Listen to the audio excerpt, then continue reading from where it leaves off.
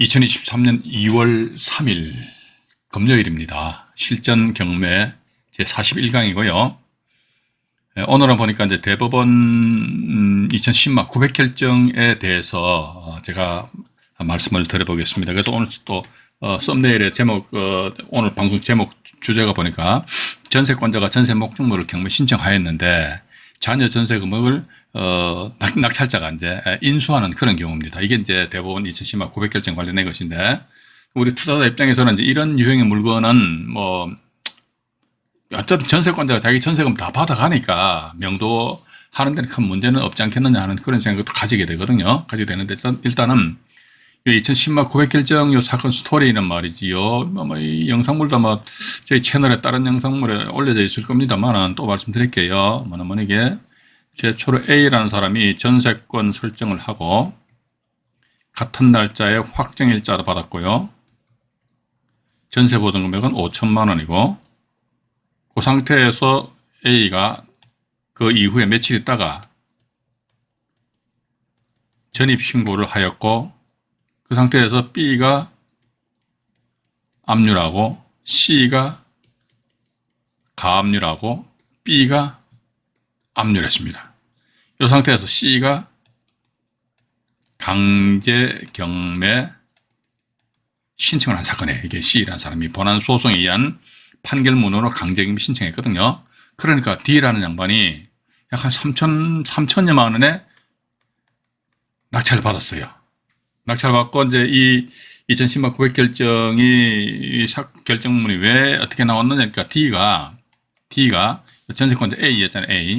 A 이 사람을 대가지고 이제 인도 명령 신청을 했습니다. 그냥 나가라 이거지. 우리는 앞으로 언제 경매 낙찰을 받더라도 대항력인 데는 임차인에 할지라도 일단 막 모르는 척하고 이제 무조건 인도 명령 신청해. 너무 안 한 것처럼 막 똑똑똑 하면 안 됩니다. 예. 담당 경매기에 가서도 예 하면서 모르는 척하고 그냥 한 수 배우겠습니다. 이렇게 또 우리가 이런 모임 같은 경우에 있어서도 너무 자기 잘난 척하는 사람도 있잖아요. 그런 사람들 이제 주변에 자기 편이 없어요. 그냥 항상 모른다 이런 식으로 해야 되는데, 어쨌든 봐가지고 D라는 분은 A를 상대로 해서 인도명의 신청을 하였습니다. 왜 하였느냐니까 전세권자 이분이 보니까 여기 C라는 사람이 강제경매 신청하니까 A가 이때 전세권에 의해서 이때 배당 신청을 했어요. 이때. 예. 배당 신청했으니까 D가 주장하는 바는 뭐냐면은 전세권이 배당 신청했다 따라서 이 전세권은 말소 소멸 기준 권리지 않느냐.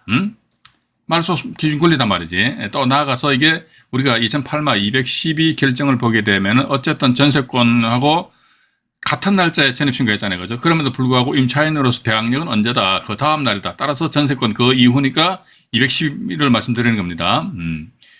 그렇기 때문에 이게 낙찰자는 대항을 할 수 없다. 대법원에서는 212에서는 이 낙찰자에 손을 들어줬는데, 이분 입장에서는 봐가지고요. 이분도 저희 카페 회원이었어요. 지금 카페 탈퇴하셨는지 모르겠는데, 김모 씨라는 분입니다. 그런데 일단 이분도 역시 마찬가지로 낙찰 받고 나서 저랑 상당히 많은 소통을 했습니다. 전화통화를 하고 했는데, 이 사람 배당 신청했으니까 소멸되지 않느냐. 저도 이 당시에는 이런 케이스가 없기 때문에 2010만이니까 지금으로부터 10년도 더 됐잖아요. 그죠? 그러니까 이런 케이스가 없기 때문에 그럼 2008년 212일정에 해가지고 전세권 얘가 죽으면은 뒤에 있는 임차권도 죽어야 되지 않겠느냐 라는 그런 제가 의견을 제시했어요. 의견을 제시한 상태에서 그럼 인도명의 신청을 해서 밀어봅시다. 그런데 보니까 인도명의 신청하니까 기각결정 나고 2심으로 올라갔는데 또 깨져버리고 3심 대법원 올라갔는데 여기입니다. 2010만 900 결정해가지고요. 이 주된 내용은 뭐냐니까 임차인이 전세권 설정도 했는데 또 나중에 추가적으로 전입신고를 한 이유가 뭐냐. 자기 전세 금액을 보다 확실하게 지키기 위한 것이 아니냐. 그죠? 그렇기 때문에 임차권으로서 이 권리 자체는 소멸 안 된다. 다만 뭐다.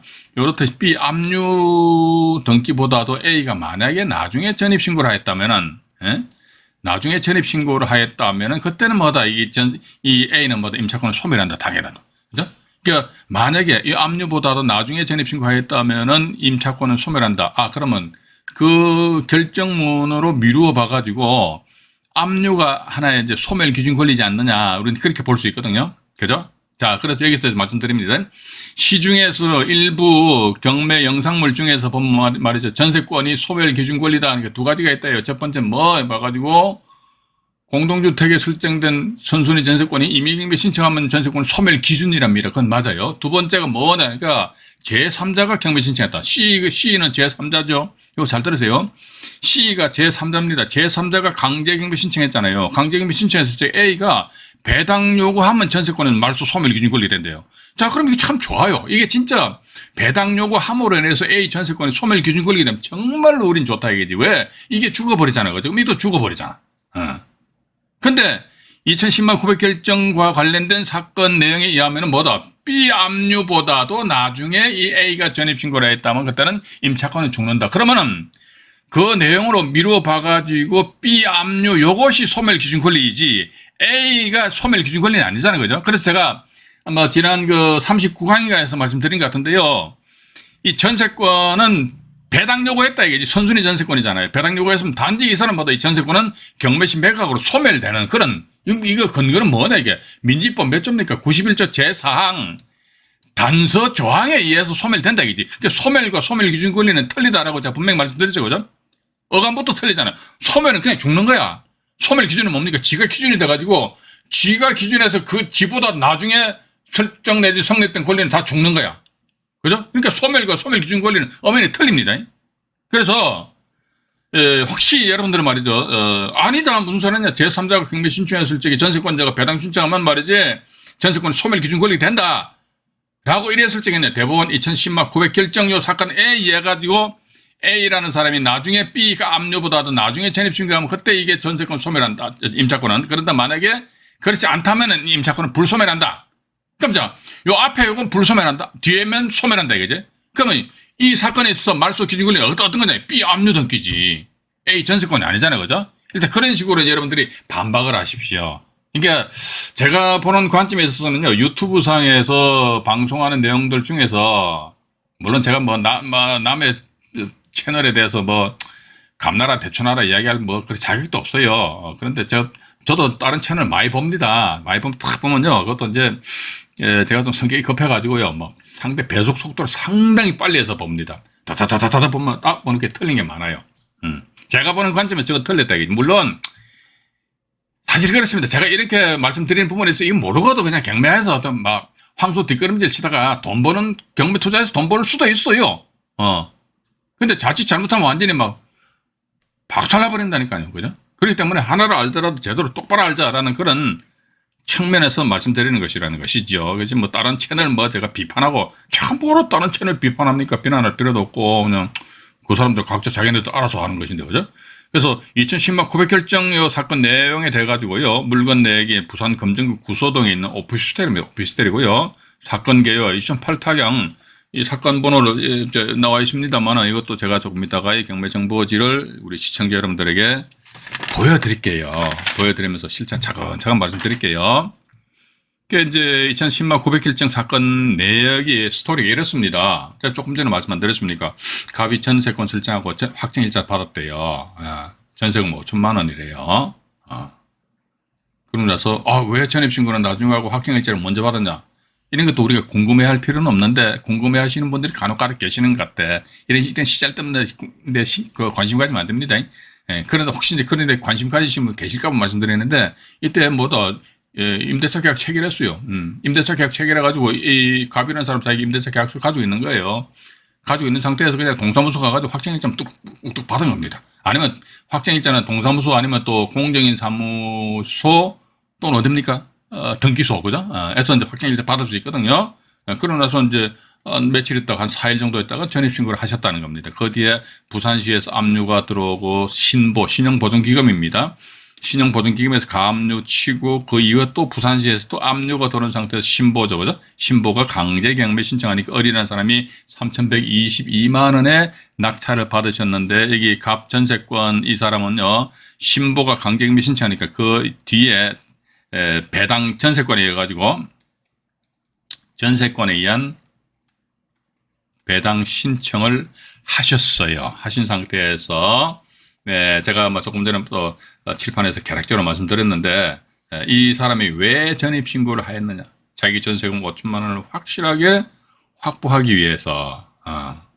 그래서 지금 보면 이제 2008마 212 결정 같은 경우하고 2010만 900 결정은 제가 보는 관점에서는요, 이거 지금 제가 뭘 몰라서 그런지 모르겠어요. 그럼 제가 다시 이거를 이제 여기서 2010만 900 결정에 대해서도 이제 설명을 드렸기 때문에, 근데 우리 시청자 여러분들 안 했습니까? 이제 전세권 같은 경우는 뭐죠? 2008만 212 결정은 이게 의미가 제가 보는 관점에서 법원에서 큰 의미를 안 두는 것 같아요.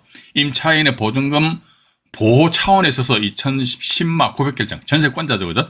전세권자 겸 임차인인데 2010만 900 결정에 의해서 그냥 집행을 한다. 우리 이렇게 받아들이시는 수밖에 달리 방법이 없다는 것이죠. 그러면서 여기 제가 좀 전세권 요 2008만 212하고 2010만 900 결정에 대해서 비교를 해가지고 잠깐 말씀드려 볼게요.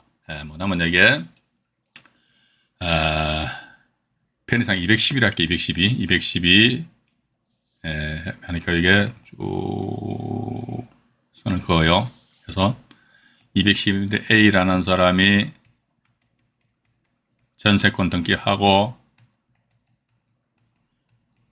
전입신고했죠. 또 이때 뭐 이날 또 확정일자도 같이 받았겠지요. 그 뒤에 어떤 뭐 저당권도 있고 무슨 뭐 또 가압류도 있고 하니까 A가 이런 저당권이나 가압류 때문에 방이 안 빠지는 바람에 이게 이제 212 같은 경우는 저 대구 동구 검사동에 있는 다세대 주택이었거든요. 예.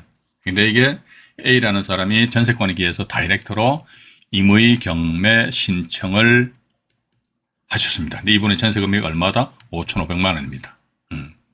임의 경매 신청을 하였다는 것이죠. 이러다 보니까 이제 B라는 사람이 낙찰을 받았는데 2,783만 원인가 이게 낙찰을 받았다. 이건 제가 아마 지난 40강에서 말씀드렸던 것으로 기억이 납니다. 여기서 이제 이 사건에서 경매 비용이 한 283만 원 정도 빠졌다 손치더라도 한 번에 한 2,500만 원 정도는 이분이 2,500만 원을 배당받아 간다 이겠죠. 그럼 나머지 3,000만 원은 미회수죠. 미회수인데도 불구하고 B는 뭐 누구를 A를 상대로 해서 인도 명령 신청을 하니까 1심 집행법원에서는 B가 패. 다음에 B가 이제 적시한 거 하니까 2심에서는 A가 패 이겁니다 이게. 이게 최종적으로 대법원 올라간 데 보니 대법원 이게 2008만 212 결정입니다. 여기서는 뭐다? 낙찰자 B 승. 이러다 보니까 낙찰자는 2,783만 원에 낙찰 받아가지고 등기 비용 이것저것 다 포함해가지고 한 3,000만 원 정도 들어갔다 말씀드렸잖아요. 그죠? 니는 어떻게 이렇게 잘하나? 이 사건 제가 직접 관여했다니까요. 제가 돈은 안 받았습니다. 제가 자꾸 말씀드립니다. 그러니까 심지어 이분 이사 비용에서 내보낼 때 얼마 줬다고 얘기했습니까? 그것도 말씀드렸잖아요. 50만 원 50만 원 줘서 내보냈다니까요. 그래서 일단 보니까 2,500만 원 받고 3,000만 원 어떻게 미회수임에도 불구하고 법원에서 A는 나가라.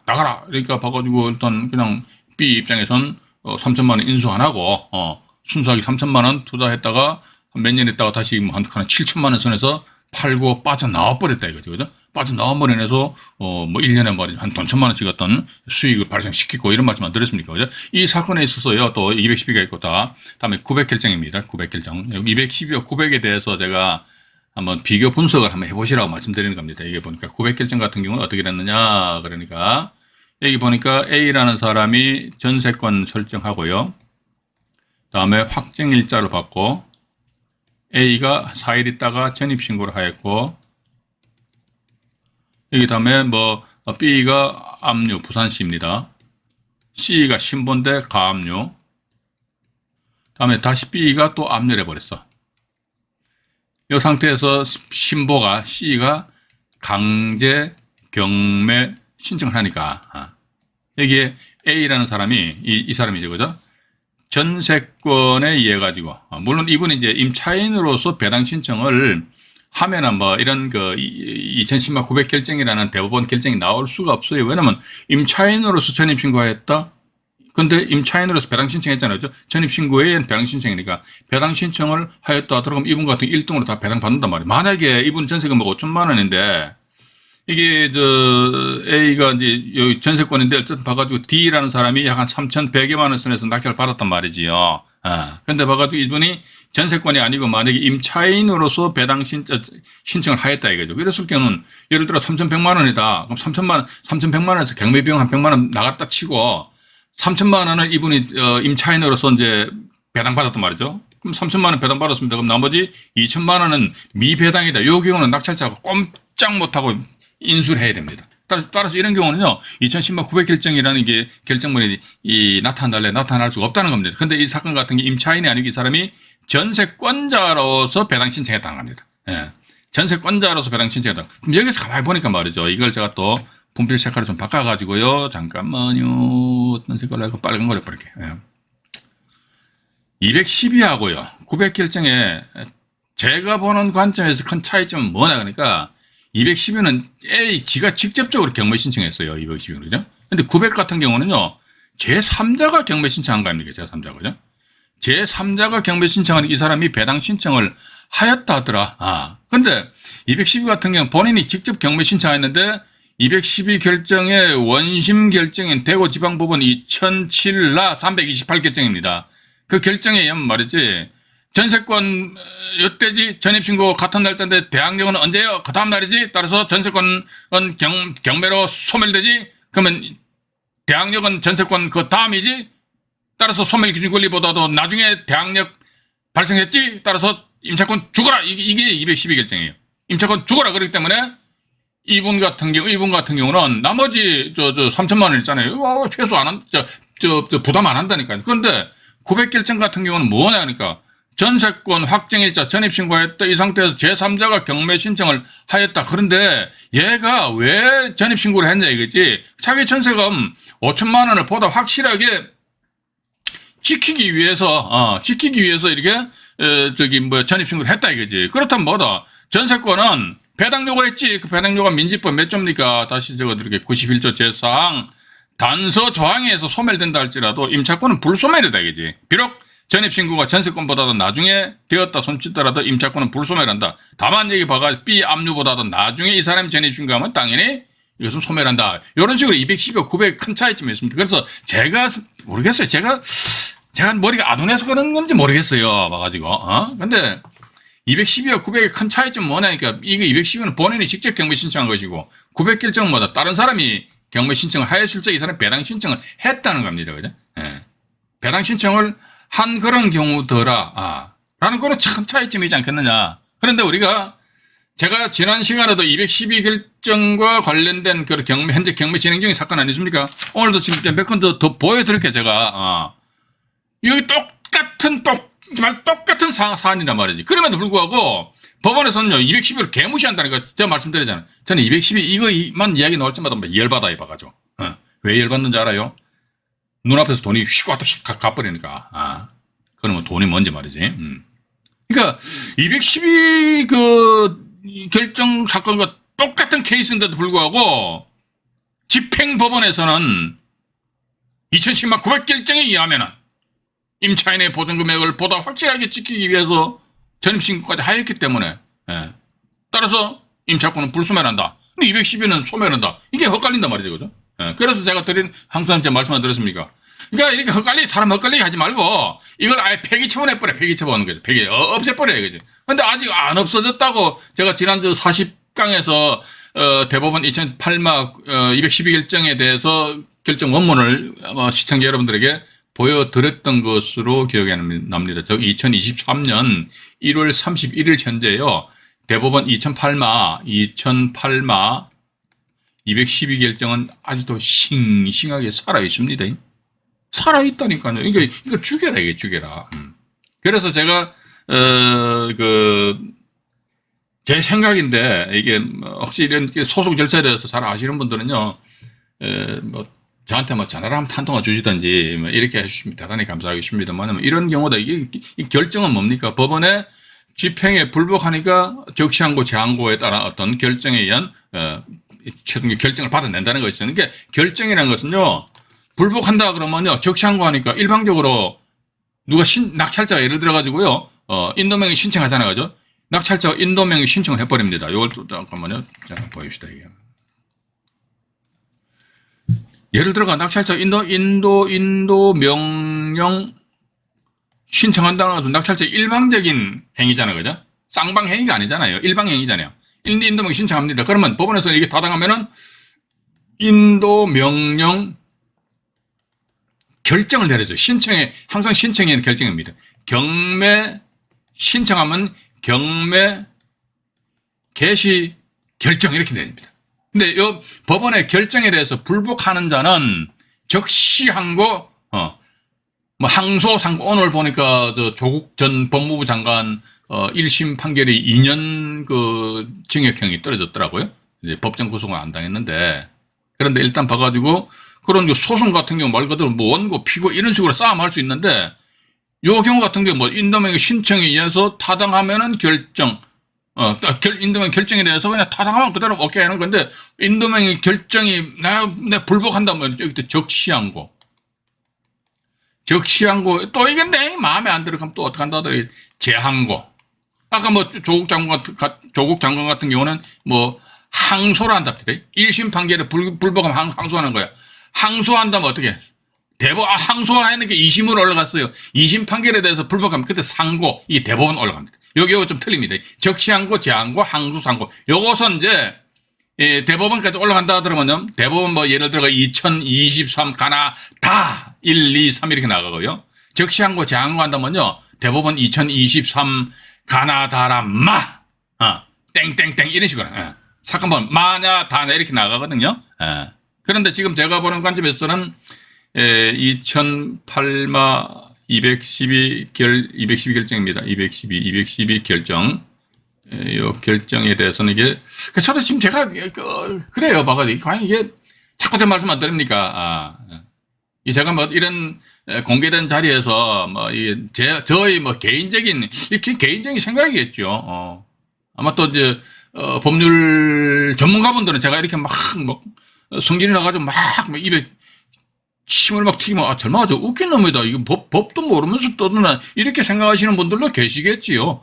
혹시 그런 분들 계시면 그냥 비웃지 마시고요. 저한테 메일이나 아니면 저기 영상물 밑에다가 간단하게 댓글이라도 달아주십시오. 그럼 제가 정말로 감사하게 생각하겠습니다. 제가 몰라서 그러니까 제가. 그래서 지금 제가 지난 방송에서 말씀 안 드렸습니까? 대법원까지 올라갔다 해야지. 올라갔으니까 이게 일방적인 것인데, 그러면은 일방적으로 하지 말자. 그럼 나는 어떻게 한다 하더라, 이거. 인도명이 신청하니까요. 이게 봐가지고, 예를 들어가 인도명이 신청 기각결정 나버렸어요. 가라, 이게 왜 인도명이냐. 그러면 낙찰자 입장에서 그 사람에 대해서 명도 소송이 한번 해보죠. 명도 소송하게 되면 어떻게 됩니까? 낙찰자는 원고가 되고, 그 임차인은 뭐가 됩니까? 피고가 될 거 아닙니까? 이렇게 해가지고 명도 소송 절차상에 있어가지고요. 나는 또 원고 입장으로서 나름대로 이제 재판부에다가 자기 의견을 주장을 해보는 거 아닙니까? 이렇게 해서 봐가지고, 명도 소송에서 원고 패하면 또 어떻게 합니까? 항소하니까 또 패하면 또 상고하고. 이런 식으로 해서 진짜 대법원 판결을 한번 만들어보죠. 시간이, 사실 대법원 결정을 얻기에는 한 6, 7개월, 7, 8개월이면 끝나버려요. 법원에서 일방적으로 자기네들이, 물론 일방적이라니까 뭐, 검토도 안 하고 뭐 이렇게 한다는 건 아닌데, 그래도 시간이 빨라요. 그런데 이런 소송 같은 경우는 원고 피고 해가지고 서로 막 싸움하잖아요. 그죠? 준비 서면 내가 뭐 소장 뭐 답변서하고 뭐 이렇게 하니까 조국 전 법무부 장관 같은 경우 1심 판결 나오는데 3년이 넘었다 하잖아, 3년. 보세요. 1심 판결 나오는데 3년이 넘거든요. 이게 대법원까지 올라간다면 5년 될지 6년 될지 몰라요. 지지 끌려버린다고요. 그래서 이게 소송을 하게 되면은 그만큼 시간이 많이 걸릴지 모르겠지만 저는 이게 가능하다면 저는 이렇게 한번 해보고 싶죠. 제가 해보고 싶어요. 제가. 이거 지난 다른 영상에서도 말씀드렸는데 제가 이렇게 한번 해보고 싶어요. 해가지고 과연 어떤 게 정답이냐. 분명히 답은 있을 거 아닙니까? 그죠? 그래서 지금 제가 잠깐만요. 지난 시간에 말씀드리다가 다 말씀 못 드렸던 내용인데요. 이걸 제가 말씀드려볼게요. 봐가지고 이 보면요. 현재 이것도 경매 진행 중에 있습니다. 2022 타경에 1054 해가지고요. 1054 나와 있네요. 경북 포항시 북구 덕량동에 소재하는, 이거 지난 시간에 말씀 안 드렸던 것 같아요. 여기 보시게 되면은,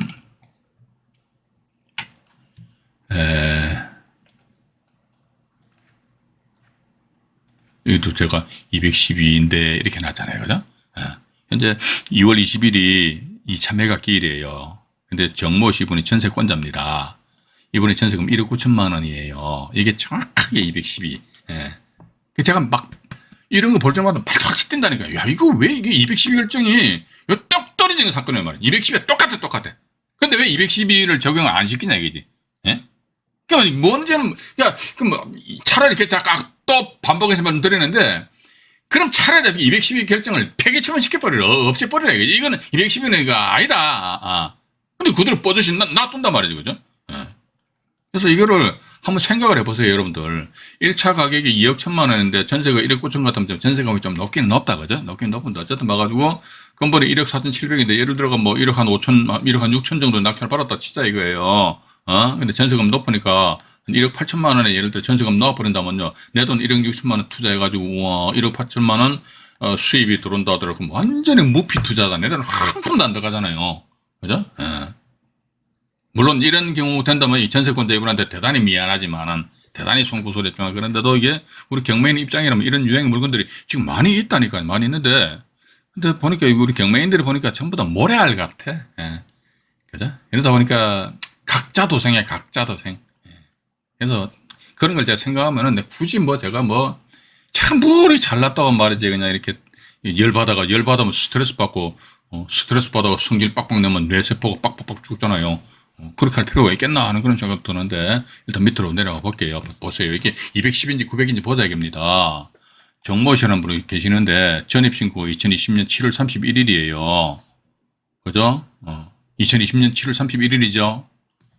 보세요. 2018년 5월 21일자 전세권 설정했잖아요. 정모 이분이고 이분이 이분이에요. 임의경매 했잖아요. 보세요. 보면 이게 전세권이 2018년이잖아요. 2018년 5월 달에 전세권 설정했잖아요. 이분은 전입신고 언제였습니까? 2020년 7월 달에 전입신고 했단 말이죠. 그죠? 그러고 나서 이게 보면은 2022년 3월 10일 날 가압류였죠. 그죠? 이게 2022년 3월 달에 한 땡땡땡에서 가압류를 한 상태에서 이분이 전세권에 의해서 다이렉트로 쭉 해가지고 임의경매 신청했잖아요. 그죠? 임의경매 신청했는데 이게 보시기에 이게 정확하게 210이잖아요. 대법원 2008마 212가 뭔지 모르시는 분은 제가 자꾸 212 그러니까 절마죠. 뭐 자꾸 212 그래서 라고 저를 욕하시면 안 됩니다. 본인이 공부 안 한 걸 탓하셔야지. 예. 전세권 나름대로 투자하시면서 210여 900을 모른다. 그럼 그 사람은 전세권 물건 건드릴 자격이 있다 없다? 없어. 가만히 계시라고. 가만히 있는 게 돈 버는 거라니까. 그지? 뭣도 모르고 껍적껍적 거리다가요. 똥방아리 팍 뒤집어 쏘고 나서 징징거리지 마시고. 맞잖아요. 그죠? 예. 그래서 전세권이다. 전세권자 임의경매 신청했잖아요. 그 전입신고 언제는데 아이고 한 2년 후에 했으니까 그럼 2020년 7월 31일이니까 2020년 8월 1일부로 해가지고 임차권으로서 대항력이 발생된단 말이에요. 전세권 주고 여기 보세요. 또 경매정보지 보면요. 이 경매정보지도 믿을 바는 못 되는데 이게 소멸 기준권을 떡 표시해놨잖아요. 그죠? 예. 이 경매정보지도 웃겨봐가지고 이게 그러니까 현행 2008마 212 결정하면 이게 소멸 기준권이 맞아요. 그런데 법원에서 집행하고 있는데 구획 결정을 적용한다고 하면요, 요 가압류가 소멸이라니 가압류가 소멸 기준이라니까 이게. 예?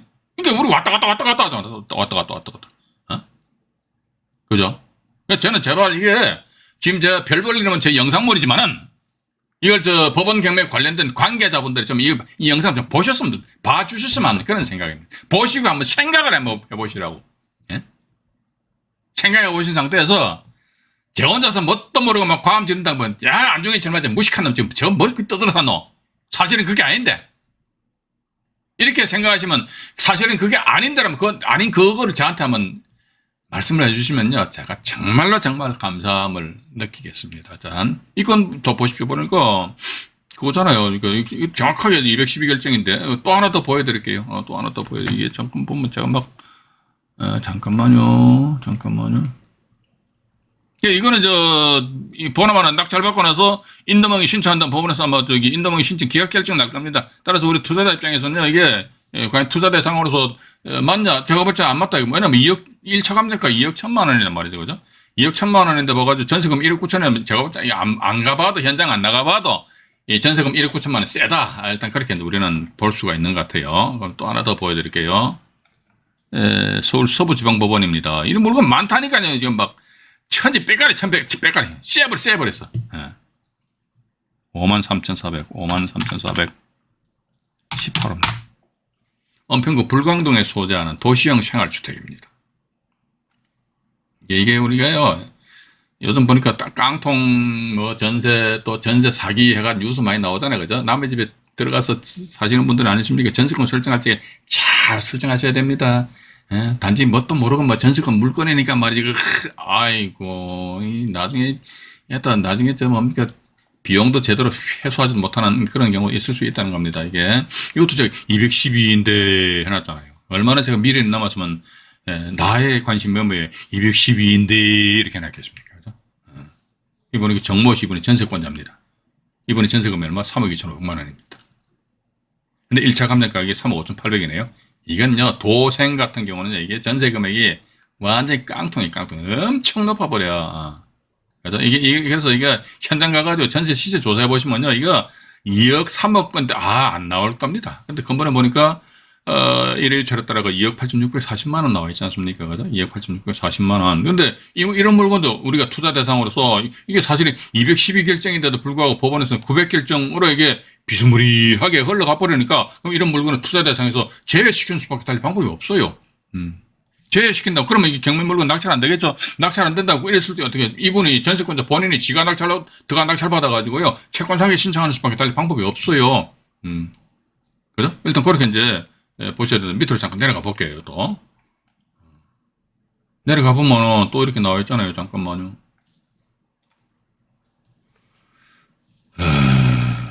전세권 해가지고 정땡땡 이분이 2020년 5월 15일 날 전세권 설정했잖아요.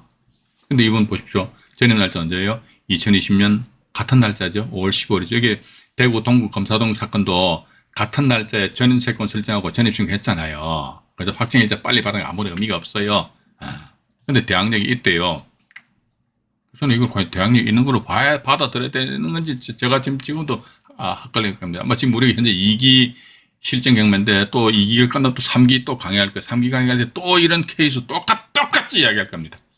똑같이 이야기하고 나중에 제 아들님이 꼬셔가지고 요즘에는 뭐 우리 제 아들님이 요즘 뭐 형사재판 형사 전문 변호사이더라고요. 그래서 맨날 저 보이스피싱 뭐 이런 쪽을 해가지고 맨날 형사재판 청구하더라고요. 그래서 이제 자식이라도 제 마음대로 못 하잖아요. 그죠? 그래서 살짝 꼬드겨 가지고 되면 얘한테 이런 걸 한번 살포시 하게 해가지고, 하게 해서 하나의 어떤 케이스를 만들면은 그걸 가지고 또 제가 나중에 유튜브 방송에서 말씀을 드릴게요.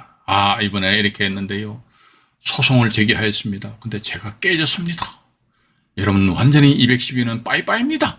이런 말이 안 나오게끔 제가 이겼습니다. 이런 식으로, 언제 될지 모르겠습니다. 그래서 어쨌든 봐가지고, 같은 날짜잖아요. 같은 날짜. 근데 이것도 210이랑 똑같다니까, 212. 그죠? 왜냐면, 같은 날짜에 전세권 설정하고, 전입신 가했는데, 이 건 같은 경우도 보면요, 정모시 전세권 이분이 직접적으로 임의경매 신청해서 임의경매 신청했다는 거예요. 그러면요, 대구지법입니다.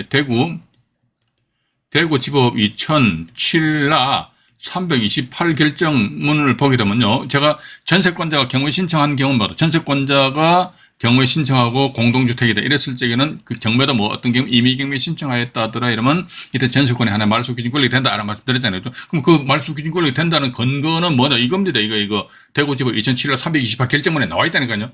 전세권자가 경매 신청함으로 인해서 소멸되면은 자 보십시오. 경매 신청함으로 인해서 소멸했다. 말소기준 권리 그렇죠. 자, 근데 이 상태에서 그러면 여기 보면 이거 나와 있잖아요. 소멸기준 권리 나와 있잖아요. 그래서 그러면 5월 15일날 전입신고해서 언제입니까? 5월 16일날 대항력이 발생되잖아요. 그러면 대항력이 없지요. 낙찰자는 대항 못 하잖아요. 그죠? 근데 대항할 수 있다고 버젓이 나와 있고, 이 건 관련해서 매각 물건 명세서상에는 과연 어떻게 표시되어 있는지 한번 볼까요? 매각 물건 명세서상에 보면은, 매각 물건 명세서상에 특별하게 인수한다 그런 내용은 없는 것 같아요. 그죠? 없는데, 이게 또 나중에 낙찰받고 나서 또 법원에서 돌변해 본다면 낙찰자 입장에 골치 아프잖아요. 봐가지고. 그래서 저는 그렇게 봅니다. 사실은 정답은 이게 아닌데, 근데 법원에서 이렇게 집행을 한다. 그럼 우리는 또 그렇게, 따라가는 수밖에 달리 방법 없는 것 같아요. 이게 어떻게 보면 참 이게 서글픈 현실이다. 저는 그렇게 보고 있습니다. 이것도 하나만 이게, 지금 제가 이거 말고도 지금 현재 진행 중인 물건이 한 10건 이상 더 가지고 있다니까요. 근데 똑같기 때문에 제가 자꾸 이제 반복하는 부분이 있어가지고 이제 좀 말씀 안 드렸는데 이거 하나만 더 말씀드릴게요. 서울 남부지방법원 사건인데요. 10만 6,849. 이겁니다. 예, 그리고 오류동에 소재하는 오피스텔입니다. 오피스텔인데 이것도 역시 마찬가지 제가 위에다가 212인데 적어놨잖아요. 212인데. 네, 근본에 보니까 3,100악길이 2월 24일입니다. 1억 7,700인데 이모 씨 이분이 전세권자예요. 2억 5천만 원. 이것도 보니까 입찰할 가치는 없는 것 같아요. 그죠? 매매, 1차 감정가 2억 7,800 대회에서 2억 5천 같으면요. 2억, 그래서 이게, 그러니까 왜 이게 입찰할 가치가 없느냐. 그러니까 212인데 이거 법원에서는 212를 무시해버리고 900을 인정해버리니까 결국은 뭐다. 이 물건의 1차적인 취득원가는 2억 5천만 원 플러스 알파가 뭐다. 경매비용입니다. 그러니까 2억 5천 한 3, 400 정도. 근데 한 2억 5천 한 400 정도 배팅한다. 그런데 실질적으로 봐가지고 현장 가서 조사해보니까 별로 큰 메리트가 없다. 그럼 입찰을 못하는 거예요. 봐가지고. 그죠? 일단 그렇게 보시면서 밑으로 잠깐 내려가 볼게요. 내려가 보니까, 이것도 보입시다. 잠깐 보면은, 이모씨라는 분, 일단 전입신고 하셨어요. 2020년 5월 8일자. 그죠? 이것도 봐요. 날짜 똑같잖아요. 2020년 5월 8일자 전세권 설정했잖아요. 이 양반이라니까, 이 양반이 이렇게. 2억 5천만 원, 2억 5천만 원이잖아요. 그죠? 근데 이분 보니까 2020년 5월 10일 날에서 임의경매 신청했지. 이모씨. 이분이잖아요. 2억 5천만 원 내놔라고. 그럼 똑같잖아요. 봐가지고. 같은 날짜에 전세권 설정하고, 같은 날짜에 전입신고를 하였고, 그 이후에 지가 전세권에 의해서 다이렉트로 어떻게 임의 경매 신청을 하였고, 전입신고는 같은 날짜에 해서 언제 5월 8일이 지금 5월 9일 날 임차권으로서 대항력이 발생되는데, 여기 소멸기준권리 나와있잖아. 소멸기준권리 전세권보다도 하루 되니까 죽어라, 다 죽어라. 따라서 이 경우 같은 경우는 예를 들어 2억 원에 낙찰된다. 손치더라도 낙찰자는 자녀 전세 금액은 부담할 필요가 없고, 이런 식으로 이제 우리가 이해를 해야 되는데, 이게 막 그냥, 여기까지만 제가 말씀드리고요. 잠깐만요. 여기까지 말씀드리고, 오늘도, 일부 방송을 정리하기 전에, 우리 채팅창을 보고 인사 말씀 한번 드릴게요. 이정아님, 감사합니다. 맹자왈님 들어주셨네요. 여원배님, 에리카님, 자연이 조아님, 최선영님, 감사합니다. 류병직님, 한태환의 재미있는 경매 이야기님, 홍대희님, 아리수님, 리키님, 어호님, 부부익선님, 에어버스 러버님, 에리카님 아까 인사드렸죠. 그 다음에 고공샘 부동산 TV님, 이명남님, 신인철님, 치토스님, 관심님, 그루메님, 비이맨님, 나는나님, 박황용님, 비이맨님, 감사합니다. 날씨도 참 쌀쌀한데 또 내일 아침에 또 아메리카노 한 잔을 또 맛있게 감사히 먹겠습니다. 시화호님, 네, 다음에 또 누구신가요? 알까기 대왕님, 허태구님, 필구님, 누구신 김혜진님, 윤호리치님, 다음에 또 누구신가요? 지광은님, 네, 지광은님 오늘 지각하셨네요. 네, 일단 여기서 제가 1부 방송을 마치고요. 그 다음에 2부 방송에서 말씀을 드리도록 하겠습니다. 41강 1부 방송을 마치도록 하겠습니다.